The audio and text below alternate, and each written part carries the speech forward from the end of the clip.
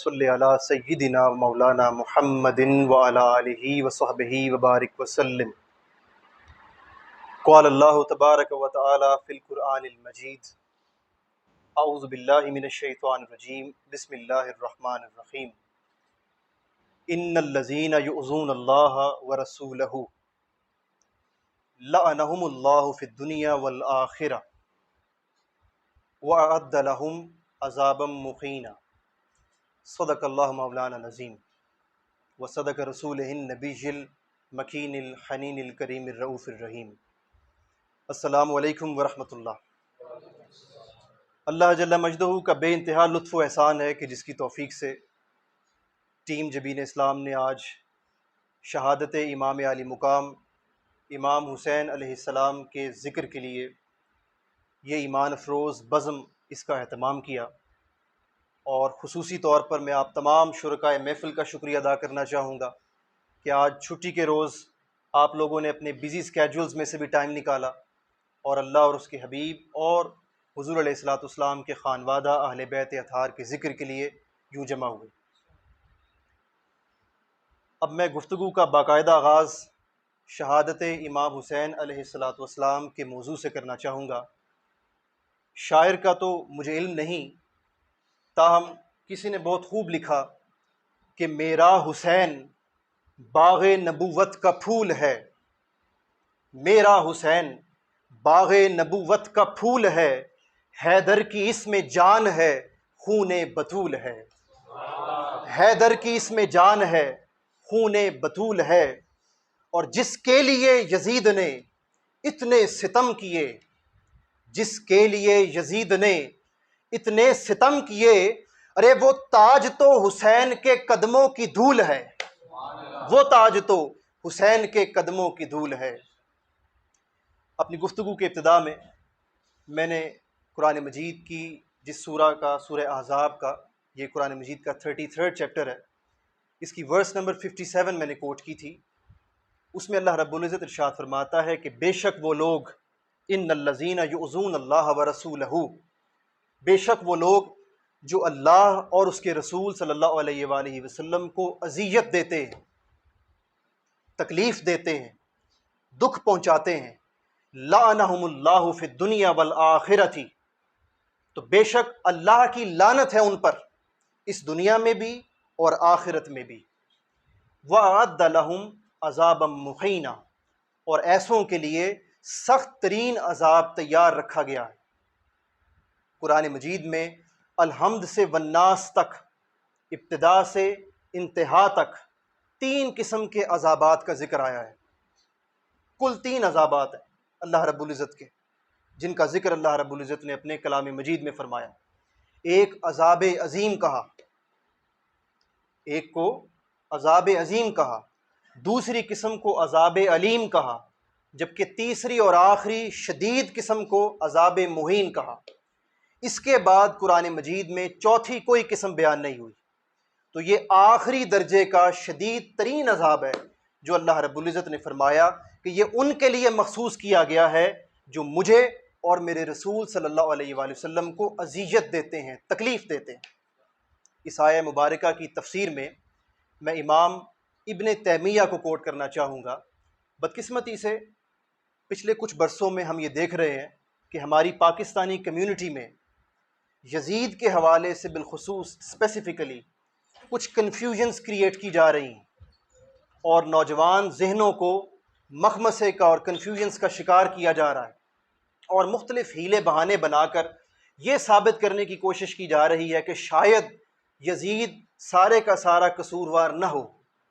شاید یزید نے امام حسین علیہ السلام کے قتل کا حکم نہ دیا ہو، شاید یزید نے مرنے سے پہلے توبہ کر لی ہو، تو ہمیں کیا خبر، ہم یزید پر خاموشی اختیار کریں۔ یہ آج کل کہا جانے لگا ہے،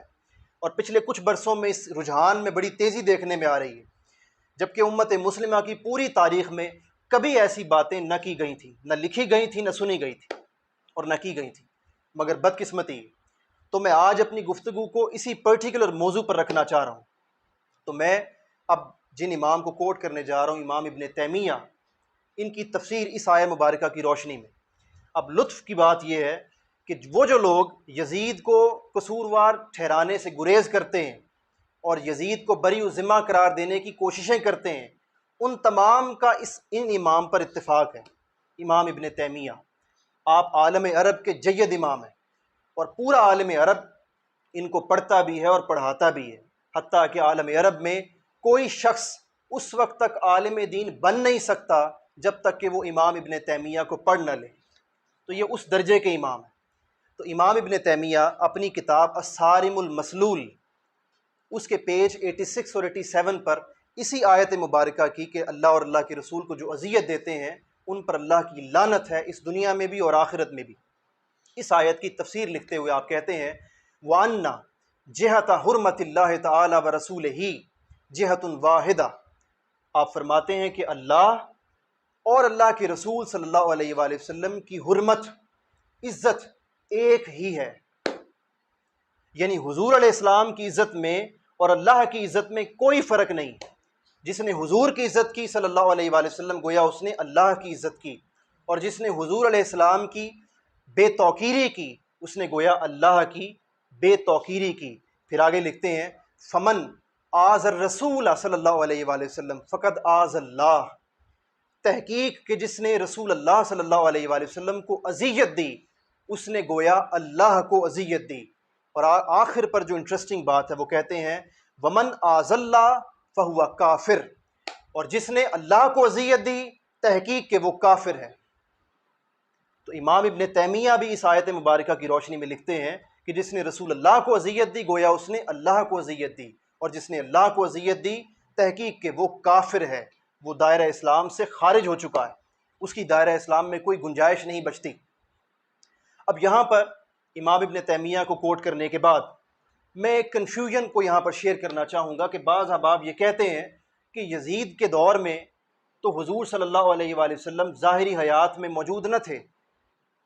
کربلا کے واقعے کے وقت حضور علیہ السلام تو ظاہری حیات میں موجود نہیں تھے اس سرزمین کے اوپر، زمین کے اوپر، تو آپ اپنے روضہ اطہر میں آرام فرما رہے تھے۔ تو یزید نے ڈائریکٹلی تو حضور علیہ السلام کو اذیت نہیں دی، تکلیف نہیں دی، فزیکلی تو ٹارچر استغفر اللہ العظیم اذیت نہیں دی،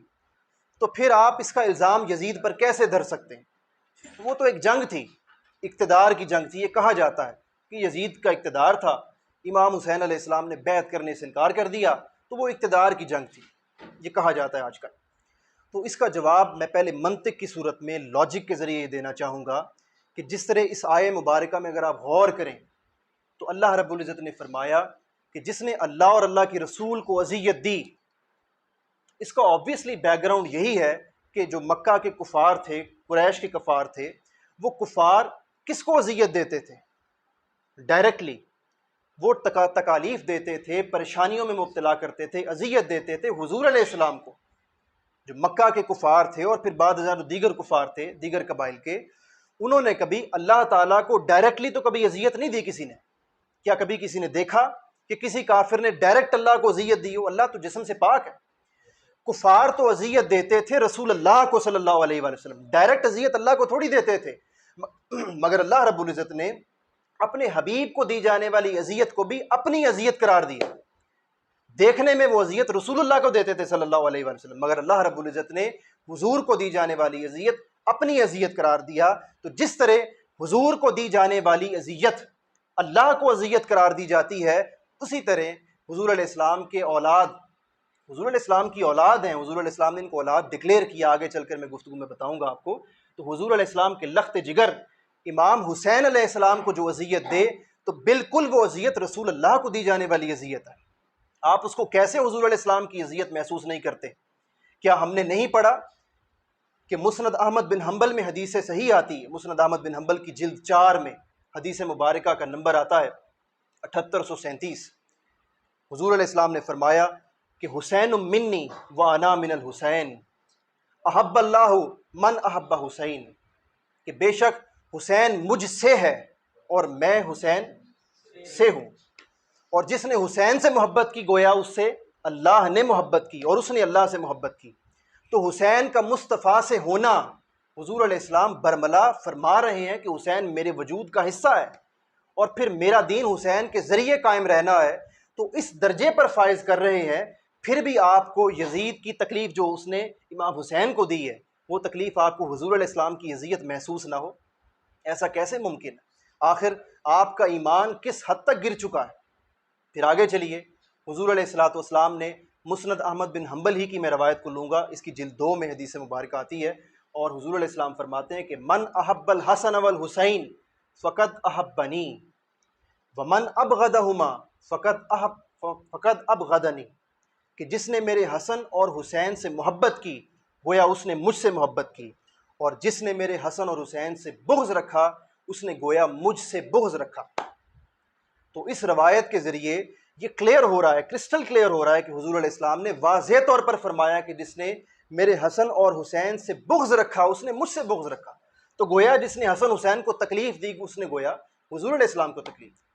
اس کے بعد میں ایک اور روایت یہاں پر لانا چاہوں گا، اس روایت کو امام طبرانی المعجم الکبیر میں روایت کرتے ہیں، اور حدیث مبارکہ کا ٹیکسٹ کچھ یوں ہے کہ خرج النبی صلی اللہ علیہ وآلہ وسلم من بیت سیدہ عائشہ صدیقہ سلام اللہ علیہ، کہ ایک روز حضور علیہ الصلوۃ والسلام سیدہ عائشہ صدیقہ سلام اللہ علیہ کے گھر سے باہر تشریف لے کر گئے، فمر علی سیدہ فاطمہ الزہرا سلام اللہ علیہ، اور اپنی شہزادی کائنات سیدہ کائنات سیدہ فاطمہ الزہرا سلام اللہ علیہ کے گھر تشریف لے کر گئے۔ جب وہاں پہنچے سیدہ فاطمہ الزہرا کے گھر کے باہر، تو حدیث میں آتا ہے کہ فسمع حسین یبکی، کہ حضور علیہ السلام نے حسین علیہ السلام کو روتے ہوئے سنا، کہ گھر کے اندر امام حسین رو رہے تھے۔ جب سنا تو آقا علیہ السلام نے فرمایا فقال الم تعلمی ان بکاءہ یؤذینی، کہ بیٹی فاطمہ اس کو مت رلاؤ، کیا تمہیں پتہ نہیں کہ اس کا رونا مجھے اذیت دیتا ہے، حسین کا رونا مجھے اذیت دیتا ہے۔ ارے قربان جائیے، حضور علیہ السلام ایک طرف اپنے حسین کے رونے کو برداشت نہ کر پائیں اور حسین کے رونے کو اپنی اذیت کا ذریعہ اور سبب قرار دیں، اور پھر بھی کربلا کے روز امام حسین علیہ السلام کو دی جانے والی اذیت ہمیں رسول اللہ کی اذیت محسوس نہ ہو۔ اور آپ غور کیجئے کہ وہی الفاظ ہیں جو آیت مبارکہ سورہ احزاب کی کوٹ میں نے کی، اس میں اللہ تعالیٰ نے جو فرمایا ان الذین یؤذون اللہ ورسولہ، وہی لفظ یؤذون کا اللہ تعالیٰ حضور علیہ السلام نے اس حدیث مبارکہ میں فرمایا کہ بے شک مجھے اذیت دیتا ہے حسین کا رونا، تو حسین کو مت رونے دو۔ پھر اسی طرح ایک دوسرے موقع پر صحابی رسول ہیں حضرت اسامہ بن زید رضی اللہ تعالی عنہ وعلیہ السلام، آپ فرماتے ہیں کہ ایک روز میں حضور علیہ السلام کی بارگاہ میں حاضر ہوا کسی کام کی غرض سے، اور آقا علیہ الصلوۃ والسلام کی بارگاہ میں جب میں کام کرنے کے لیے گیا تو میں نے دیکھا آقا علیہ السلام کے شکم مبارک پر، پیٹ مبارک پر کوئی چیز چمٹی ہوئی ہے، اور حضور علیہ الصلوۃ والسلام نے چادر کے ذریعے اس شے کو چھپا رکھا ہے۔ کہتے ہیں کہ میں نے حیائے مصطفیٰ میں صلی اللہ علیہ وآلہ وسلم پوچھنے کی زحمت نہ کی، پوچھنے کی ہمت نہ کی، میں نے کام کر لیا آقا علیہ السلام کے حجرہ مبارک میں، گھر مبارک میں، صحن میں باہر جو کر لیا، تو وائنڈ اپ ہونے کے بعد میں نے پوچھا حضور علیہ السلام سے کہ یا رسول اللہ سلام علیک، گستاخی معاف، بے ادبی معاف، پوچھنا چاہوں گا کہ مجھے یہ کریوسٹی ہو رہی ہے کہ آپ کے شکم پر، پیٹ پر آخر کیا چیز بندھی ہوئی ہے؟ پھر خود ہی فرماتے ہیں کہ حضور علیہ السلام نے جب اپنی چادر مبارک اٹھائی، کملی مبارک اٹھائی، فَكَشَفَهُ فَإِذَا حسن والحسین، کہتے ہیں جب چادر اٹھائی تو حسین اور حسن دونوں چھوٹے شہزادے حضور علیہ السلام کے پیٹ مبارک سے، شکم مبارک سے چمٹے ہوئے، اور آقا علیہ السلام نے فرمایا یا اسامہ بن زید ہازانی ابنایا، کہ یہ دونوں میرے بیٹے ہیں، یہ دونوں میرے بیٹے ہیں۔ ہم آج تک بچپن سے دونوں شہزادگان کو نواسہ رسول تو کہتے چلے آئے ہیں، مگر آقا علیہ السلام سے بھی پوچھئے کہ حضور ان کو کیا سمجھتے ہیں، حضور تو فرما رہے ہیں ہازانی ابنایا، مل کے پڑھیے میرے ساتھ، فرماتے ہیں حضور کے الفاظ ہیں ہازانی ابنایا، یہ مل کے پڑھیے تاکہ آپ کو یاد رہیں، حضور علیہ السلام کے اپنے الفاظ ہیں ہازانی ابنایا، کہ یہ دونوں میرے بیٹے ہیں۔ تو جب حضور علیہ السلام ان کی نسبت اپنے ساتھ فرما رہے ہیں کہ میرے بیٹے ہیں، اس کے باوجود ہمیں ان کو دی جانے والی اذیت، حضور علیہ السلام کی اذیت محسوس نہ ہو، تو اس میں ہمارے ہی ایمان کی کمزوری ہے، اور ہمیں اپنے ایمان کی طرف دھیان کرنا چاہیے کہ آخر ہم ایمان کے کس درجے پر کھڑے ہیں۔